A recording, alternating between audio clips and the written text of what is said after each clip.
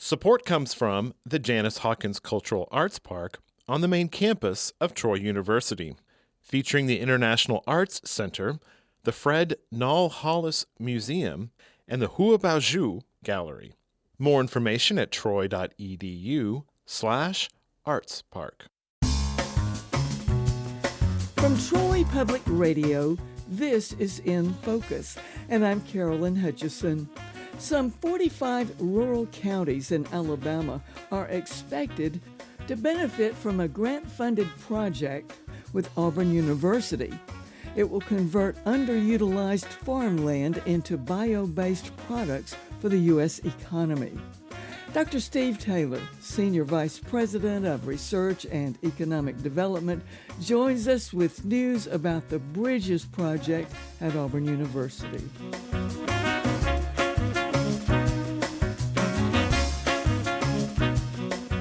Dr. Steve Taylor, welcome to Troy Public Radio. Hi, Carolyn. It's really great to talk to you today. I'm always happy to get a chance to talk about our research programs at Auburn. Well, you actually just returned from the world's largest air show in London. How was it? You were a representative of the state of Alabama. That's right. It was a really great event for us. We were part of a larger Alabama delegation led by the Department of Commerce that was there to help interface with the global aerospace and defense industry, and ultimately to find ways to partner with companies around the world to attract them to help grow our manufacturing economy here in the state. You have news to share with the listeners today.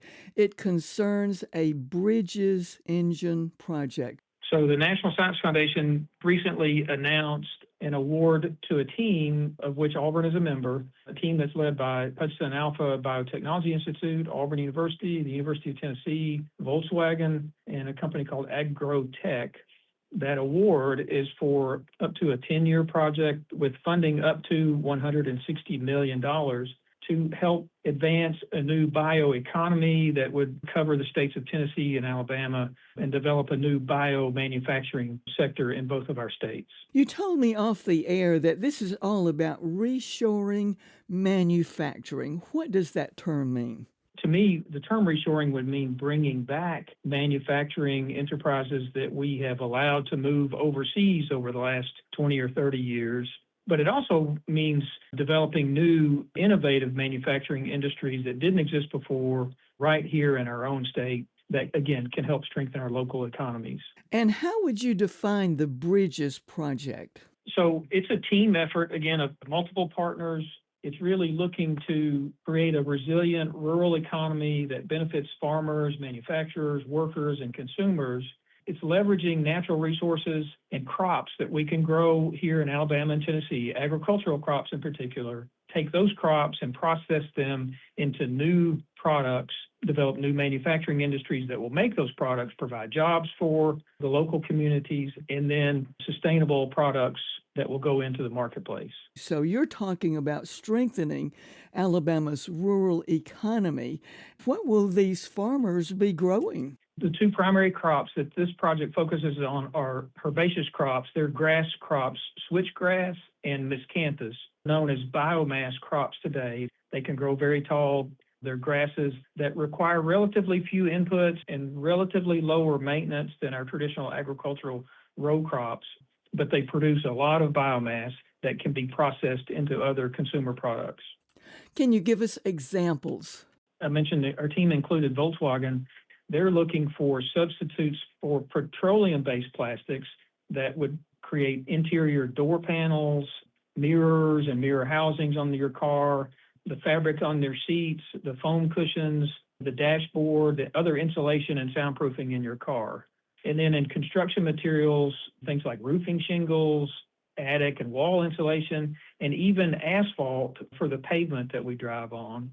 And then the third area would be packaging materials. That takeout container that you bring supper home tonight from a restaurant. They could be grocery packaging. They could be other electronics or pharmaceutical packaging. Can you describe the process to develop these? Our researchers are developing the techniques and the processes to take those grasses and convert them into these biomaterials. But then the actual activity of helping to train farmers to get them to grow these crops. That will be done through our Alabama Cooperative Extension System as well as our counterparts in Tennessee. So they would work with farmers to help them as they begin to grow these new crops. It sounds like, Dr. Taylor, you're talking about new job opportunities in our rural communities, new manufacturing in rural Alabama. Coming up on August 18th, there will be a grand opening of a laboratory in Huntsville. What is this? Auburn has a campus in Huntsville, and we just recently finished a new 50,000 square foot laboratory building that's part of our Applied Research Institute. Instead of the fundamental laboratory research that often takes place here on our main campus, that Applied Research Institute is really on the other end where they're taking technology that's been developed in the laboratory and then applying it to solve real problems in the defense, aerospace, and even biotechnology sectors. Our new building in Huntsville on the 18th, we're opening it. The anchor project in there is a program we're doing radiation hardening testing of electronics that will fly in space. There's a significant need in this country to develop and validate electronic hardware so that it will survive the high radiation environment in space. And so we've developed an entire testing program to be able to test it with the high energy protons to make sure that those electronics will survive in space. When you look at Alabama and the map, what areas do you foresee the Bridges Project being tailor-made for? About 2/3 of Alabama is covered with trees. And so there are existing industries that use forest products to make pulp and paper products and solid wood construction products, sawn lumber, other composite products. But then the other part of the state, particularly North Alabama and down the eastern side of Alabama into the wiregrass region, significant amount of traditional farmland. I think this project is really focused on that North Alabama, the wiregrass region, to take farmland that may be in pasture now that could be converted to grow these very high productivity biomass crops like switchgrass and miscanthus. Anywhere where today we might be growing forage crops or hay crops, or frankly, even if a farmer had been growing traditional row crops and they wanted to start growing these biomass crops, any of those areas in Alabama would certainly be suited well for this. Since this is a multi-phase project, it sounds like people who are interested can simply monitor it.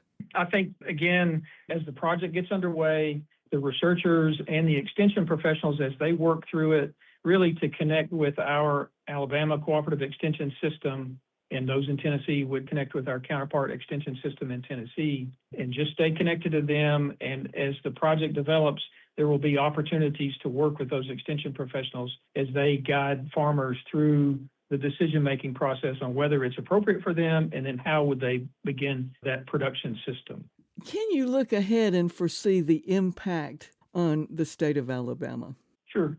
The project, as it's laid out, they have some pretty ambitious goals, but they would see eventually establishing about 50,000 acres of switchgrass and miscanthus across both Tennessee and Alabama.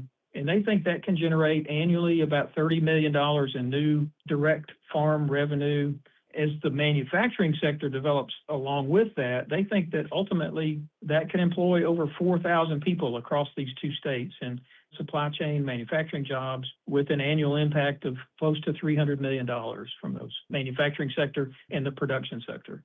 This is a far-reaching, innovative project. So how can your listeners find out more? I would just go to auburn.edu and look for Bridges, and our websites will have information on it. This is really all central to our land grant mission. Auburn's a land grant institution. This is really central to what we do every day. We provide new knowledge. We develop solutions for problems that help strengthen our economy, improve quality of life, and strengthen our national security. So this project is just right in line with all of those primary goals as a land grant institution. Well, Dr. Taylor, it's been a pleasure finding out about this exciting new project. Well, thank you for being our guest today. Thank you. It was really a pleasure talking with you. That was Dr. Steve Taylor, Senior Vice President of Research and Development at Auburn University. Thanks for joining us for In Focus, which is a podcast wherever you get your podcasts. And feel free to get in touch at infocus@troy.edu. I'm Carolyn Hutchison, and this is listener-supported Troy Public Radio.